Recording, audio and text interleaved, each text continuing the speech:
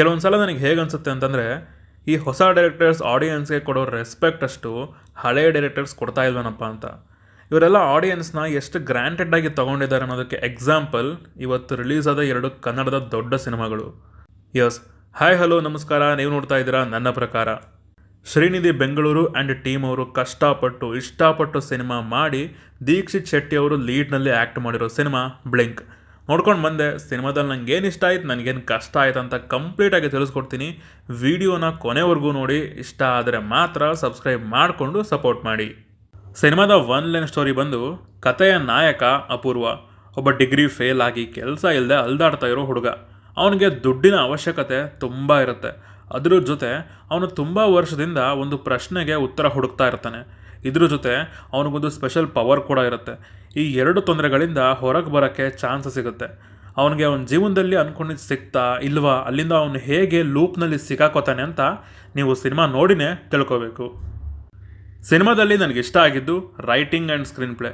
ಸಿನಿಮಾದ ಪ್ಲಾಟ್ಗೆ ಎಷ್ಟು ಬೇಗ ಎಂಟರ್ ಆಗ್ತಾರೆ ಅಂದರೆ, ಮೂವಿ ಸ್ಟಾರ್ಟ್ ಆಗಿ ಜಸ್ಟ್ 5 ನಿಮಿಷಕ್ಕೆ ನಿಮ್ಮ ತಲೆಯಲ್ಲಿ ಸುಮಾರು ಪ್ರಶ್ನೆಗಳು ಹುಡ್ಕೋತಾ ಹೋಗ್ತವೆ. ಇದೊಂದು ಸೈನ್ಸ್ ಫಿಕ್ಷನ್ ಸ್ಟೋರಿ ಆಗಿರೋದ್ರಿಂದ ಲೂಪ್ ಕಾನ್ಸೆಪ್ಟ್ ಕೂಡ ಇದೆ. ಸೊ ಸಿನಿಮಾದಲ್ಲಿ ಒಂದೇ ಥರದ ಸೀನ್ಸ್ಗಳು ತುಂಬ ಸತಿ ನಡೆಯುತ್ತೆ. ಅಲ್ಲಿ ಇವರು ಟ್ರೈ ಮಾಡಿರೋ ಎಡಿಟಿಂಗ್, ಪ್ರತಿ ಸಲ ಸೇಮ್ ಸೀನ್ ಬಂದಾಗ ಬೇರೆ ಥರ ತೋರಿಸ್ಬೇಕು ಅಂತ ಹಾಕಿರೋ ಎಫರ್ಟ್ಸ್ ನನಗೆ ಇಷ್ಟ ಆಯಿತು.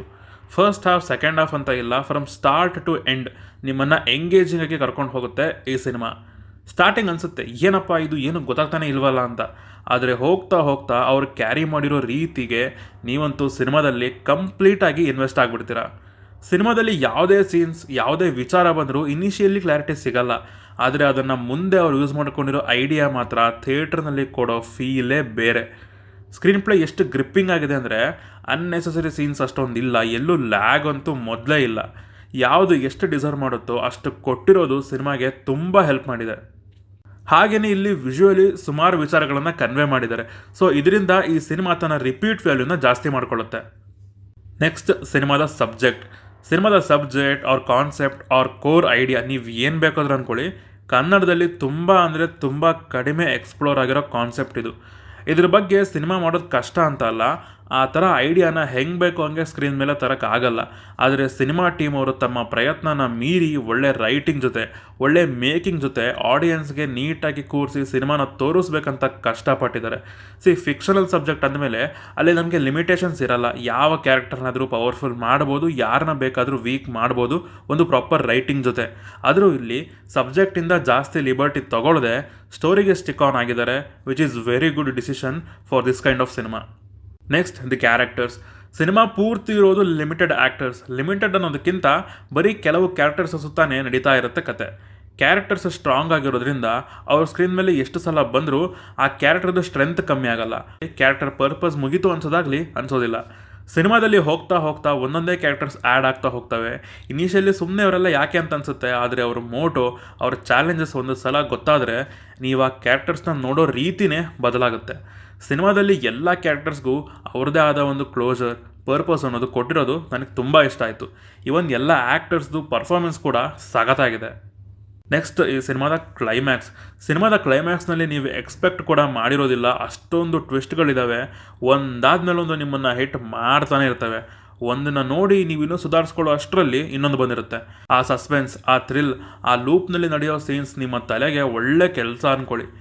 ನೀವೊಂದು ಸ್ವಲ್ಪ ಆ ಕಡೆ ಈ ಕಡೆ ತಿರುಗಿ ನೋಡಿದ್ರೂ ಸಿನಿಮಾ ನಿಮಗೆ ಅರ್ಥ ಆಗೋದು ಕಷ್ಟ ಇದೆ.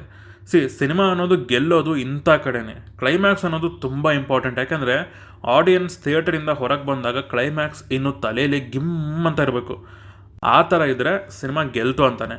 ಆ್ಯಂಡ್ ಈ ಸಿನಿಮಾ ಆ ಥರ ಮಾಡುತ್ತೆ. ಕ್ಲೈಮ್ಯಾಕ್ಸ್ನಲ್ಲಿ writing at its best. Next, music and BGM.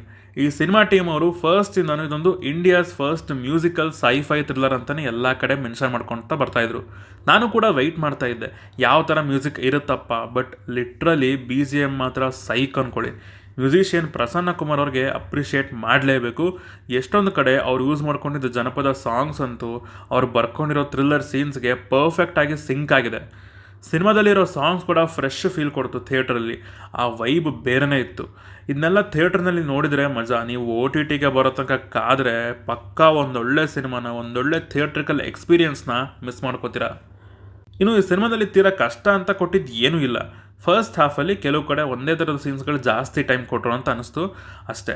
ಮತ್ತು ಈ ಸಿನಿಮಾನ ಮಾಡೋದಕ್ಕೆ ಸಿನಿಮಾ ಟೀಮವರು ಎಷ್ಟು ಇಂಟ್ರೆಸ್ಟ್ ಕೊಟ್ಟು ಮಾಡಿದಾರೋ ನಾವು ಕೂಡ ಥಿಯೇಟ್ರಲ್ಲಿ ಕೂತ್ಕೊಂಡಾಗ ಅಷ್ಟೇ ಇಂಟ್ರೆಸ್ಟ್ ಕೊಟ್ಟು ನೋಡಬೇಕು, ಇಲ್ಲ ಅಂದರೆ ಏನೂ ಅರ್ಥ ಆಗಲ್ಲ.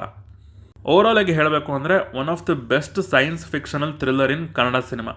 ಖಂಡಿತ ಥಿಯೇಟ್ರಿಗೆ ಹೋಗಿ ನೋಡುವಂತಹ ಸಿನಿಮಾ ಇದು. ಕೊಡೋ ದುಡ್ಡುಗಂತೂ ಮೋಸ ಇಲ್ಲ. ಈ ವೀಕೆಂಡ್ಗೆ ಈ ಸಿನಿಮಾನೇ best. Shivaratri winner Blink cinema. ಬೇರೆ ಇನ್ನೆರಡು ಸಿನಿಮಾದ ರಿವ್ಯೂ ಕೂಡ ಅಪ್ಲೋಡ್ ಆಗಿದೆ, ಚೆಕ್ ಮಾಡಿ. ನಂಗೆ ಇನ್ನೊಂದು ಇಂಪ್ರೆಸ್ ಮಾಡಿದಂದರೆ ತುಂಬ ಯಂಗ್ ಟೀಮ್ ಸೇರಿಕೊಂಡು ಈ ಸಿನಿಮಾನ ಮಾಡಿರೋದು. ಫಸ್ಟ್ ಆಫ್ ಆಲ್ ಅವರ ಅಟೆಂಪ್ಟ್ಗೆ ನಾವು ಸಪೋರ್ಟ್ ಮಾಡಲೇಬೇಕು.